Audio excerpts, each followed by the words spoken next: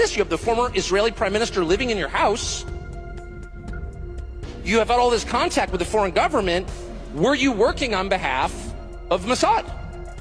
Were you running a blackmail operation on behalf of foreign government? இப்போ நீங்க பார்த்த இந்த வீடியோல பேசின நபரனுடைய பேர் டக்கர் கார்ல்சன்.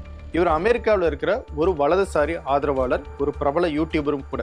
எந்த அளவுக்கு அப்படின்னா உலக நாடுகளுடைய பிரதமர்கள், அதிபர்கள் எல்லாம் இவருக்கு பேட்டி கொடுக்குற அளவுக்கு ரொம்ப இன்ஃப்ளூயன்ஷியலான ஒரு ஆள். இவருடைய பேச்சு தான் இப்ப மிகப்பெரிய சர்ச்சையை ஏற்படுத்தி இருக்கு. ஜெஃப்ரி எப்ஸ்டீன் இஸ்ரேலினுடைய உளவு படையான மொசாதினுடைய ஒரு ஏஜென்ட் அப்படின்னு இவர் பேசியிருக்காரு. இவர் மட்டும் கிடையாது, இன்னும் பலரும் எப்ஸ்டீன் மொசாதினுடைய ஏஜென்ட் அப்படிங்கிற கருத்தை சொல்லிக்கிட்டு இருக்காங்க. உண்மையாகவே எப்ஸ்டீன் மொசாதினுடைய ஒரு ஏஜென்ட் தான். இஸ்ரேலினுடைய பிளானின் படி தான் எப்ஸ்டீன் பல நாடுகளுடைய தலைவர்களை எப்ஸ்டீன் தீவுக்கு அழைச்சு அவங்கள பிளாக்மெயில் பண்ணி காரியம் சாதிச்சாரா அப்படின்னு பல்வேறு கேள்விகள் இருந்திருக்கு. அதை பற்றியெல்லாம் தான் இந்த வீடியோவில் பார்க்க போகிறோம். இது டிகோட் பை வெங்கட்.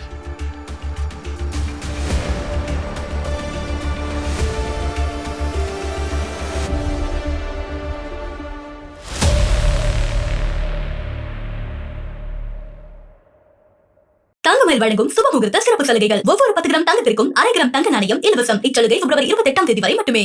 இந்த வீடியோக்குள்ள போறதுக்கு முன்னாடி எப்ஸ்டீன் ஃபைல்ஸ்னா என்ன அப்படிங்கறத பத்தி ஒரு சின்ன விளக்கத்தை இந்த இடத்துல நான் சொல்லிடுறேன்.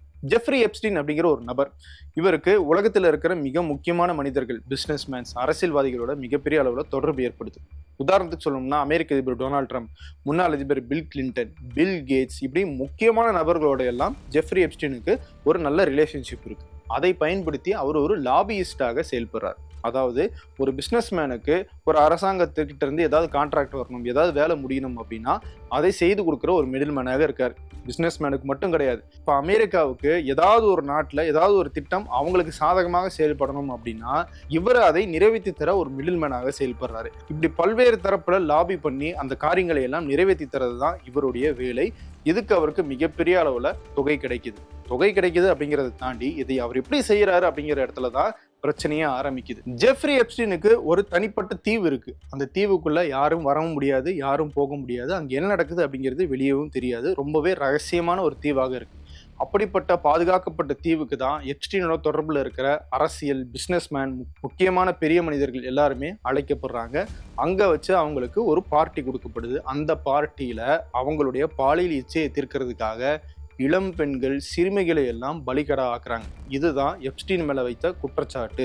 இந்த குற்றச்சாட்டை எப்ஸ்டீனும் ஒத்துக்கிறாரு, சிறையிலையும் அடைக்கப்படுறாரு. சிறையிலேயே தற்கொலை பண்ணி அவர் இறந்துடுறாரு. ஆனா எப்ஸ்டீனோட இது முடிஞ்சிடக்கூடாது. இந்த குற்றத்துல யாரெல்லாம் ஈடுபட்டாங்களோ அவங்க எல்லாருமே சட்டத்தின் பிடியில உலகினுடைய பார்வைக்கு வெளியே கொண்டு வரப்பட வேண்டும் அப்படிங்கிறது தான் மக்களுடைய கருத்தாக இருந்துச்சு. அந்த கருத்து ஒரு கட்டத்தில் அழுத்தமாக மாறவே அமெரிக்காவினுடைய டிபார்ட்மெண்ட் ஆஃப் ஜஸ்டிஸ் எப்ஸ்டீன் தொடர்பான ஆவணங்களை எல்லாம் வெளியிட தொடங்கியிருக்காங்க. அவருடைய விசாரணைக்காக சேகரிக்கப்பட்ட ஆவணங்கள் இருக்கு இல்லையா, அதை தான் பார்ட்டாக ரிலீஸ் பண்ணிட்டு இருக்காங்க. 2 பார்ட்டுகள் வெளியிடப்பட்டிருக்கு. ஜனவரி 30ஆம் தேதி வெளியிட்ட அந்த ஆவணங்கள் மட்டுமே கிட்டத்தட்ட 35 லட்சம் பக்கங்கள் இருக்கு. அதுல இருந்து தான் அதிர்ச்சிகரமான தகவல்கள் தினம் தினம் வந்துகிட்டே இருக்கு. அதை பத்தி தொடர்ந்து நம்ம டிகோ நிகழ்ச்சியில பார்த்துக்கிட்டே இருக்கும். எப்ஸ்டீன் ஃபைல்ஸ் என்ன அப்படிங்கிறத பத்தி ஒரு சுருக்கமான தகவல் மட்டும்தான் இந்த இடத்துல சொல்லியிருக்கேன். தெளிவாக விரிவாக ஒரு வீடியோவை நம்ம டிகோ நிகழ்ச்சியில ஏற்கனவே போட்டிருக்கோம். அந்த வீடியோனுடைய லிங்க் நான் டிஸ்கிரிப்ஷன்ல கொடுக்குறேன். அதை பாருங்க. இன்னும் பெட்டராக இந்த விவகாரம் என்ன அப்படிங்கிறது உங்களுக்கு புரியும். சரி, மெயின் மேட்டருக்கு வருவோம். ஜெஃப்ரி எப்ஸ்டீன் மொசாதினுடைய ஒரு ஏஜென்ட்டா? இஸ்ரேலினுடைய திட்டத்தின் அடிப்படையில தான் பெரிய மனிதர்களை மாட்ட வைக்கிறதுக்காக சிறுமிகளையும் இளம் பெண்களையும் பயன்படுத்தினாரா எப்ஸ்டீன் அப்படிங்கிற அந்த கேள்விக்கு வருவோம். இந்த கேள்வி வர்றதுக்கு 3 முக்கியமான காரணங்கள் இருக்கு. அந்த 3 காரணங்கள் என்னென்ன அப்படிங்கிறத பார்க்கறதன் மூலமாக நமக்கு இதுக்கு ஒரு ஆன்சர் கிடைக்குதா அப்படிங்கிறத நம்ம பார்க்கலாம். முதல் காரணம் எப்ஸ்டீனுடைய அபரிவிதமான வளர்ச்சி. சாதாரண ஒரு மேக்ஸ் டீச்சரா இருந்தவர் தான் எப்ஸ்டீன். ஆனா அவர் எப்படி திடீர்னு ஒரு வெல்த் மேனேஜர் ஆனார்? அவருக்கு எப்படி மிகப்பெரிய பிஸ்னஸ்மேன்ஸ், மிகப்பெரிய அரசியல் தலைவர்களோட கான்டாக்ட் எல்லாம் கிடைச்சிச்சு? எப்படி அவருக்கு திடீர்னு இவ்வளவு பெரிய சொத்து வந்துச்சு? $multi-billion சொத்து கொண்டவராக அவர் எப்படி மாறினார்? எப்படி அவரால் ஒரு மிகப்பெரிய தீவை வாங்க முடிஞ்சு? எப்படி இவ்வளவு பெரிய பார்ட்டிஸ் எல்லாம் ஆர்கனைஸ் பண்ண முடிஞ்சு? இவ்வளவு இளம்பெண்களை, இவ்வளவு சிறுமிகளை கடத்தி கொண்டு போய் அங்க வலுக்கட்டாயமாக பாலியல் ரீதியாக அவங்கள துன்புறுத்த முடிஞ்சு? இதுக்கெல்லாம் சட்டம் எப்படி இடம் கொடுத்தது? அதிகாரத்தில் இருக்கிற யாரெல்லாம் இவருக்கு ஹெல்ப் பண்ணாங்க? இந்த நிலைமைக்கு எப்படி ஒரு சாதாரண மேக்ஸ் டீச்சரால வர முடிஞ்சது அப்படிங்கிறது தான் எப்ஸ்டீன் மொசாதினுடைய ஏஜென்டாக இருப்பாரோ அப்படிங்கிறத அந்த கேள்வி எழுகிறதுக்கான முதல் காரணம். உலகத்துல இந்த லாபியிஸ்ட் அப்படிங்கிறவங்க நிறைய பேர் இருப்பாங்க, நிறைய நாட்டுல இருப்பாங்க. ஆனா அவங்களையெல்லாம் விட மிக உயரத்துல இருக்காரு எப்ஸ்டீன். அமெரிக்காவுடைய அதிபர்களே எப்ஸ்டீனோட தொடர்புல இருக்காங்க, நல்ல நட்புல இருக்காங்க. அமெரிக்காவுடைய அதிபர் மட்டும் கிடையாது, பல்வேறு நாடுகளுடைய பிரைம் மினிஸ்டர், பிரசிடென்ட்ஸ் எல்லாமே ஏதோ ஒரு வகையில எப்ஸ்டீனோட கனெக்ட் ஆகியிருக்காங்க. இவ்வளவு பெரிய செல்வாக்குமிக்க நபராக எப்ஸ்டீனால எப்படி உருமாற முடிஞ்சு? அப்படி உருமாறது அவ்வளவு ஈஸி கிடையாது. ஒரு சாதாரண மேக்ஸ் டீச்சருக்கு எப்படி இவ்வளவு பெரிய கான்டாக்ட்ஸ் எல்லாம் கிடைச்சிச்சு, இவ்வளவு பணம் கிடைச்சிச்சு அப்படின்னு பார்க்கும்போது தான் இவரை பின்னாடி இருந்து யாரோ இயக்கியிருக்காங்க, அவருக்கு பணம் கொடுத்துருக்காங்க, இந்த கான்டாக்ட்ஸ் எல்லாம் உருவாக்கி கொடுத்துருக்காங்க. அப்படி கொடுக்கக்கூடிய ஒரு அமைப்பு இஸ்ரேலுடைய மொசாத் ஏஜென்ட்டாக தான் இருக்கும் அப்படிங்கிற ஒரு யூகம் எழுப்பப்படுது. ஏன் மொசாதை சொல்றாங்க? ஏன் அமெரிக்கானுடைய உளவுத்துறையா இருக்கலாமே, ஏன் ரஷ்யானுடைய உளவுத்துறையா இருக்கலாமே, இல்ல வேற நாடுகளுடைய உளவுத்துறையா இருக்கலாமே? ஏன் மொசாத் அப்படிங்கிறத நம்ம பார்க்கணும் அப்படின்னா 2வது காரணத்துக்கு போகணும். எப்ஸ்டீன் ஒரு அமெரிக்கராக இருந்தாலும் அவர் ஒரு யூதர். அவர் யூதர் அப்படிங்கிற காரணத்துக்காகவே அவர் இஸ்ரேலினுடைய ஒரு ஏஜென்ட்டாக இருப்பாரோ அப்படிங்கிற அந்த சந்தேகம் எழுப்பப்படுது. 1. 2வது விஷயம், ஹட் பராக். இவர் யாரு அப்படின்னு கேட்டா இஸ்ரேலினுடைய முன்னாள் பிரதமர்.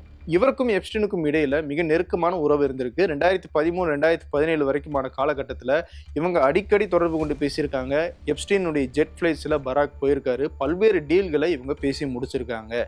அப்படி எப்ஸ்டீன் ஃபைல்ஸ் இப்போ ரிலீஸ் ஆச்சு இல்லையா, அதுல எப்ஸ்டீனும் பராக்கும் பேசின ஒரு ஆடியோ ஃபைலும் வெளியாகி இருக்கு. அது மிகப்பெரிய சர்ச்சையை ஏற்படுத்தி இருக்கு.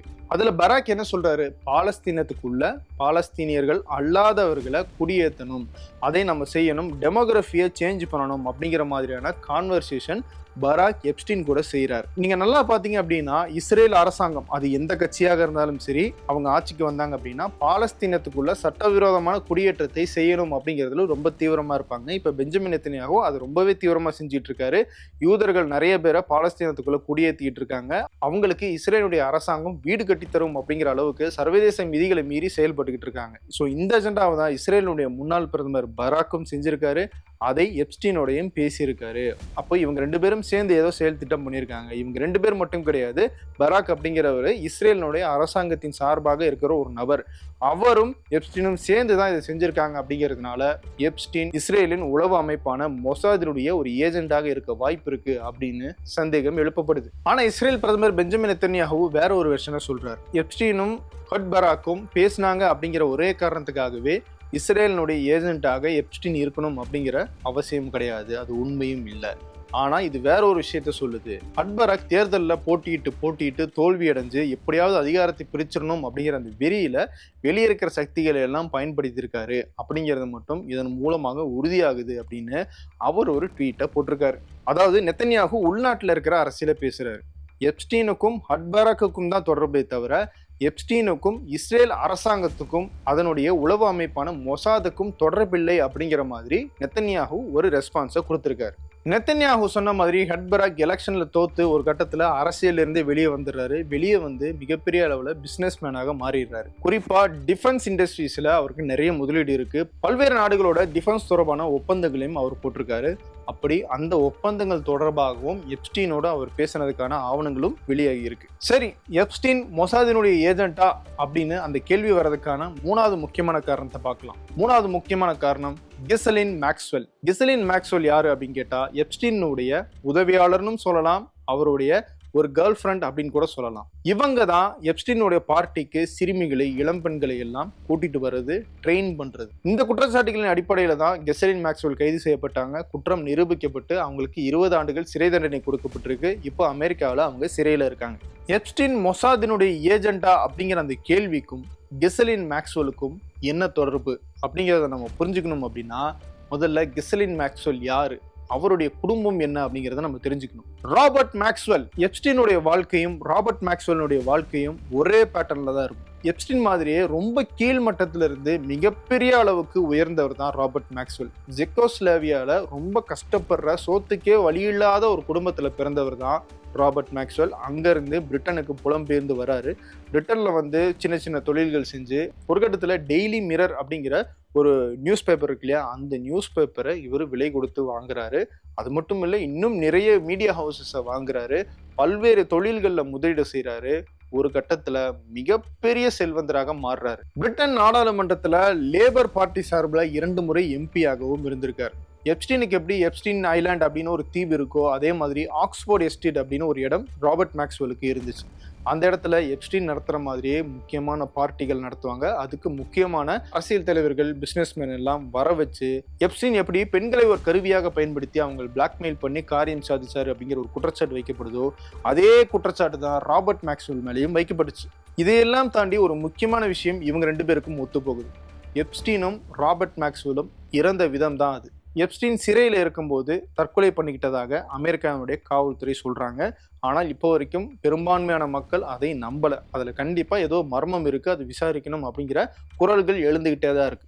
அதே மாதிரி தான் ராபர்ட் மேக்ஸ்வெலும் தன்னுடைய சொகுசு கப்பல், யாக்ட்னு சொல்லுவோம் இல்லையா, அந்த சொகுசு கப்பல்ல ஒரு நாள் இரவு அவர் தங்கியிருக்கும் போது அவர் கடல்ல விழுந்துட்டாரு அப்படிங்கிற காரணம் மட்டும்தான் சொல்லப்பட்டுச்சு. அவருடைய உடல் மட்டும் கரை ஒதுங்கியிருக்கு. அதை போஸ்ட்மார்ட்டம் பண்ணதுல அரசாங்கம் தரப்புல என்ன சொல்றாங்க, கடல்ல விழுந்ததுல ஹார்ட் அட்டாக் ஏற்பட்டு அவர் இறந்துட்டாரு அப்படிங்கிற காரணம் சொல்லப்படுது. ஒரு இயற்கை மரணம் அப்படின்னு தான் அரசாங்கம் சொல்றாங்க. ஆனா ஒரு தரப்புல அவர் தற்கொலை பண்ணிட்டாரு அப்படின்னு சொல்லப்படுது. அவருடைய சொந்த மகளான கிஸ்லின் மேக்ஸ்வெல் தன்னுடைய தந்தை கொல்லப்பட்டிருக்கிறார் அப்படிங்கிற குற்றச்சாட்டை எழுப்புனாங்க. ஸோ இப்படி ராபர்ட் மேக்ஸ்வெலை பத்தி பேச ஆரம்பிச்சோம் அப்படின்னா இப்பவும் அவருடைய உயிரிழப்பு எப்படி நடந்துச்சு அப்படிங்கிற அந்த மர்மம் மட்டும் நீங்காம விவாதத்துக்குள்ளேயே இருந்துகிட்டு இருக்கு. ராபர்ட் மேக்ஸ்வெல் உயிரோட இருந்த வரைக்கும் மிகப்பெரிய மனிதராக பார்க்கப்பட்டார், கொண்டாடப்பட்டார். டெய்லி மிரர் அப்படிங்கிற அந்த நிறுவனத்தை கடல்ல இருந்து அழியாம காப்பாத்தின நபரே இவர் தான் அப்படிங்கிற அந்த பெருமையெல்லாம் பேசப்பட்டுச்சு. ஆனா அவர் உயிரிழந்ததுக்கு பிறகுதான் கொஞ்சம் கொஞ்சமாக உண்மை வெளியே வர ஆரம்பிச்சது. டெய்லி மிரர் நிறுவனத்தினுடைய ஊழியர்களுடைய பென்ஷன்ல கிட்டத்தட்ட 450 மில்லியன் பவுண்டுகளை தன்னுடைய சொந்த செலவுக்காக எடுத்து பயன்படுத்தியிருக்காரு அப்படிங்கிறது பின்னால அவர் இறந்ததுக்கு பிறகுதான் தெரிய வந்துச்சு. 2வது, ப்ராமிஸ் அப்படிங்கிற ஒரு சாஃப்ட்வேர். இந்த சாஃப்ட்வேரை அமெரிக்காவில் ஒரு நிறுவனம் தயாரிக்கிறாங்க. அந்த நிறுவனம் ஏன் இதை தயாரிக்கிறாங்க அப்படின்னா அமெரிக்காவில் டிபார்ட்மெண்ட் ஆஃப் ஜஸ்டிஸ், அதாவது நீதித்துறைக்கு வழக்குகளுடைய அந்த கணக்குகளை எல்லாம், அந்த வழக்குகளுடைய ஆவணங்களை எல்லாம் ஒரே சாஃப்ட்வேருக்குள்ள கொண்டு வரதுக்கான ஏற்பாடாக தான் இதை கொண்டு வராங்க. இதை கொண்டு அமெரிக்க அரசாங்கத்துக்கிட்டையும் கொடுக்குறாங்க. அந்த சாஃப்ட்வேரை ராபர்ட் மேக்ஸ்வெல் எப்படியோ எடுத்து அதில் இஸ்ரேலினுடைய துணையோட ஸ்பை பண்ணுறதுக்கான சில ஸ்பைவேர்ஸையும் ஆட் பண்ணி பல்வேறு நாடுகளினுடைய அரசாங்கங்களுக்கும் டிஃபென்ஸ் டிபார்ட்மெண்ட்டுக்கும் அதை விற்றதாகவும் அந்த சாஃப்ட்வேரை வச்சு பல்வேறு நாடுகளில் இஸ்ரேல் உளவு பார்த்ததாகவும் இவர் மேல மிகப்பெரிய குற்றச்சாட்டு வைக்கப்படுது. MI6 அப்படின்னு சொல்லப்படுற பிரிட்டனுடைய உளவுத்துறை, KGB அப்படின்னு சொல்லப்படுற ரஷ்யாவினுடைய உளவுத்துறை, மொசாத் அப்படின்னு சொல்லப்படுற இஸ்ரேலினுடைய உளவுத்துறை, இந்த 3 உளவுத்துறையினுடைய ட்ரிபிள் ஏஜென்ட்டாகவும் ராபர்ட் மேக்ஸ்வெல் ஒரு கட்டத்தில் பார்க்கப்பட்டார். ஏன்னா அவர் செஞ்ச லாபிங் வேலையெல்லாம் அப்படிப்பட்டது. இதையெல்லாம் தாண்டி ராபர்ட் மேக்ஸ்வெல்லும் ஒரு யூதர் தான். சில நிரூபிக்கப்பட்ட குற்றச்சாட்டுகளை தாண்டி ராபர்ட் மேக்ஸ்வெலை பற்றி சொல்லப்படுற விஷயங்கள் பலவும் இப்போ வரைக்கும் எந்த விதமான ஆதாரமும் இல்லாம நிரூபிக்கப்படாத விஷயங்களாக தான் இன்னும் பேச்சில் இருக்கு. இப்போ எப்ஸ்டீன் மேல சந்தேகம் வர்றதுக்கு எந்த கேள்வி காரணமாக இருந்துச்சோ அதே கேள்விதான் ராபர்ட் மேக்ஸ்வெல் மேல சந்தேகங்களையும் குற்றச்சாட்டையும் வைக்கிறதுக்கும் காரணமாக இருந்துச்சு. அந்த கேள்விதான், எப்படி உணவுக்கு கூட கஷ்டப்பட்டுக்கிட்டு இருந்த ஒரு நிலைமையில இருந்த ராபர்ட் மேக்ஸ்வெலால பிரிட்டனுடைய மிகப்பெரிய பில்லியனராக ஆக முடிஞ்சது அப்படிங்கிற அந்த கேள்வி. ரத்தன் டாட்டாவை எடுத்துக்கோம். அவர் இப்படிதான் பணக்காரரானாரு, இத்தனை பிசினஸ் அவங்க கையில இருக்கு, அதுல இவ்வளவு வருமானம் வருது அப்படிங்கிற அந்த டேட்டா அளவுக்கு நம்ம எடுத்து பாத்திர முடியும். இவங்க இப்படிதான் மிகப்பெரிய பணக்காரர்கள் ஆனாங்க அப்படிங்கிறது உலகத்துக்கே தெரிஞ்ச விஷயமா இருக்கு. ஆனால் ராபர்ட் மேக்ஸ்வெலுக்கு அப்படி இல்லை. ஒரு சில விஷயங்களை தாண்டி அவர் எப்படி இவ்வளவு பெரிய பணக்காரர் ஆனாரு அப்படிங்கிறத இப்போ வரைக்கும் யாராலையும் தெளிவாக விளக்க முடியல. ராபர்ட் மேக்ஸ்வெலுடைய வாழ்க்கையும் எப்ஸ்டீனுடைய வாழ்க்கையும் ஒரே மாதிரியான பேட்டர்ன்ல இருக்கிறதும், ராபர்ட் மேக்ஸ்வெலுடைய மகளான கிஸ்லின் மேக்ஸ்வெல் எப்ஸ்டீனோட சேர்ந்து வேலை பார்த்ததும், அவருக்கு உதவியாளராக இருந்ததும், அவருடைய கேர்ள் ஃப்ரெண்டாக இருந்ததும்னு இந்த 2 காரணங்களும் எப்ஸ்டீன் ஒருவேளை மொசாதினுடைய ஏஜென்ட்டாக இருப்பாரோ அப்படிங்கிற அந்த சந்தேகத்தை இன்னும் வலுப்படுத்துது. ஆனா எப்ஸ்டீனும் ராபர்ட் மேக்ஸ்வெலும் மொசாதினுடைய ஏஜென்ட்டுகள் தான் அப்படிங்கிறத நிரூபிக்கிறதுக்கு இப்போ வரைக்கும் நம்ம கிட்ட எந்த ஆதாரமும் இல்லை அப்படிங்கிறது தான் உண்மை. ஆனா அந்த உண்மையை மனிதர்களுடைய மனசு ஏத்துக்குமா என்ன? இந்த மாதிரியான மர்ம மனிதர்களுக்கு பின்னாடி இருக்கிற கதைகள் மேல நமக்கு அதீதமான ஒரு கியூரியாசிட்டி ஏற்படுது. அந்த கியூரியாசிட்டிக்கு முன்னாடி நம்ம என்னதான் ஃபேக்ட் சொன்னாலும், இல்ல இதையெல்லாம் நிரூபிக்கிறதுக்கு ஆதாரங்கள் இல்லை அப்படின்னு சொன்னாலும், அதுக்கு பின்னாடி இருக்கிற ஒரு கான்ஸ்பிரசி தியரியை நம்ம மனசு நம்புது. எப்படி அது நம்புது? இப்போ ஆழமாக நமக்குள்ள ஒரு கருத்து விதைக்கப்பட்டிருக்கு. அந்த கருத்து தான் அந்த கான்ஸ்பிரசி தியரியை நம்ப வைக்குது. அப்படி பார்த்தோம்னா எப்ஸ்டீன் ஒரு மொசாத் ஏஜென்ட் அப்படிங்கிற அந்த கருத்து இப்போ வரைக்கும் ஒரு கான்ஸ்பிரசி தியரியாக தான் இருக்கு.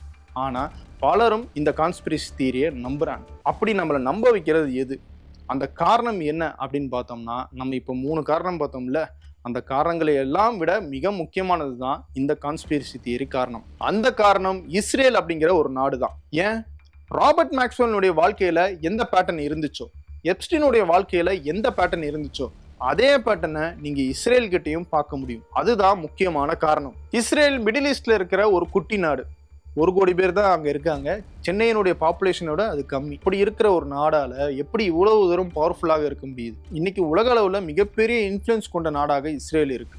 மிக பவர்ஃபுல்லான ஆயுதங்கள் அவங்க கையில இருக்கு. அமெரிக்காவினுடைய ஹெல்ப் அவங்க கிட்ட இருக்கு. இதையெல்லாம் தாண்டி உலகம் முழுக்க இருக்கிற பாப்புலரான பிராண்ட்ஸ் எல்லாமே யூதர்களுடையதாக தான் இருக்கு. உலக மக்கள் தொகையில யூதர்களுடைய எண்ணிக்கை அப்படிங்கிறது குறைவாக இருந்தாலும் மிகப்பெரிய அளவிலான உலகத்தினுடைய கேபிட்டல் மூலதனம் இவங்க கையில தான் இருக்கு. அதை வச்சுதான் இஸ்ரேலியர்கள் உலகம் முழுக்க லாபி பண்றாங்க. உலகம் முழுக்க அதிகாரம் மிக்கவர்களோட நெருங்கி பழகுற அந்த வாய்ப்பை பெறுறாங்க.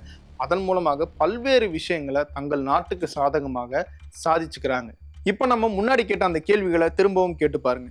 எப்படி சாப்பாட்டுக்கே வழி இல்லாம இருந்த ஒருத்தரால மிகப்பெரிய பணக்காரர் ஆக முடிஞ்சு? எப்படி ஒரு மேக்ஸ் டீச்சரால மிகப்பெரிய பணக்காரர் ஆக முடிஞ்சு? எப்படி 1 கோடி பேர் மட்டுமே கொண்ட ஹிட்லரால் வதைக்கப்பட்ட ஒரு இனம், ஒரு நாட்டினுடைய மக்கள் இவ்வளவு பெரிய பவர்ஃபுல்லான மனிதர்களாக மாற முடிஞ்சிச்சு? அந்த கேள்விக்கு விடை கிடைக்காத மர்மமாக இருக்கிற பதில்கள் இதெல்லாம் தான் இஸ்ரேலுக்கும் மொசாதுக்கும் அந்த இருவர், குறிப்பாக எப்ஸ்டீன் உதவி இருப்பாரோ, ஒரு ஏஜென்டாக செயல்பட்டிருப்பாரோ அப்படிங்கிற அந்த கான்ஸ்பிரசி தியரியை நம்மளை நம்ப வைக்குது. இதை விட நீங்க முக்கியமா கவனிக்க வேண்டிய ஒரு விஷயம் இருக்கு. எப்ஸ்டீனுடைய செயல்பாடு எப்படி இருந்துச்சு, அவருடைய வேலை எப்படி அதிகாரத்தில் இருக்கிறவங்களுக்கு உதவி இருக்கு அப்படிங்கிற ஒரு சாம்பிள் பார்க்கலாம். உதாரணமாக ஒன்று எடுத்துக்கலாம். இப்போ அரபுல இருக்கிற ஒரு நாட்டினுடைய தலைவர் எப்ஸ்டீனுடைய வாடிக்கையாளராக இருக்காருன்னு வைங்க. அவருடைய பார்ட்டிக்கு போயிருக்காரு, ஒரு நண்பராகவே இருக்காருன்னு கூட வச்சுக்கோங்க. அப்படி இருக்கிறவர் எப்படி பாலஸ்தீனத்துக்கு ஆதரவாக செயல்பட முடியும்? ஏன்னா அவருடைய போட்டோ தான் இருக்கே, அவர் அந்த தீவில் என்னெல்லாம் பண்ணாரு அப்படிங்கிறத எப்ஸ்டீன் ஆதாரமாக திரட்டி வச்சிருப்பாரு. அதை காட்டி நாளைக்கு எந்த நாட்டுக்கு சாதகமாக வேணுமோ அந்த நாட்டுக்கு சாதகமான காரியங்களை எப்ஸ்டீனால சாதிச்சுக்க முடியும். இதை தான் நம்ம லாபிங்னு சொல்றோம். இப்படி எப்ஸ்டீன் என்னென்ன பண்ணாரு அப்படிங்கிறதெல்லாம் கொஞ்சம் கொஞ்சமாக வெளியாகிட்டே இருக்கு. ஒரு நேர்காணல்ல எப்ஸ்டீன் கிட்ட கேள்வி கேட்பாங்க, உங்க கையில இருக்கிற பணம் எல்லாமே டர்ட்டி மணி, அழுக்கு படிந்த பணம் தானே அப்படின்னு சொல்லி கேட்பாங்க. ஆனா அதுக்கு எப்ஸ்டீன் சொன்ன பதில், இல்ல அது நான் சம்பாதித்த பணம் அப்படின்னு சொல்லுவார். இதுல இருந்து அவர் சொல்ல வர விஷயம் என்னன்னா, லாபிங் அப்படிங்கறத அரசாங்கமே லீகலான ஒரு விஷயமாக பண்ணிக்கிட்டு இருக்காங்க. சமீபத்தில் கூட இந்திய அரசாங்கம் ஆபரேஷன் சிந்தூர் டயத்துல வெள்ளை மாளிகையோட தொடர்பு கொள்றதுக்காக ஒரு லாபிங் ஏஜென்சிக்கு பணம் கொடுத்து தான் அந்த தொடர்பை ஏற்படுத்தினாங்க அப்படிங்கிற தகவல் எல்லாம் அந்த ஏஜென்சி அமெரிக்காவில் ஃபைலிங் பண்ணும்போது வெளியே வந்துச்சு. ஸோ உலக நாடுகளினுடைய அரசாங்கங்களே இந்த மாதிரியான லாபியிங்கை அங்கீகரிக்கிறது தான் இது மாதிரியான பிரச்சனைகளுக்கு காரணமாக அமையுது. ஆனா இந்த மாதிரியான லாபியிங்கில் ஒடுக்கப்படுற குரல்கள் யாரோடது தெரியுமா?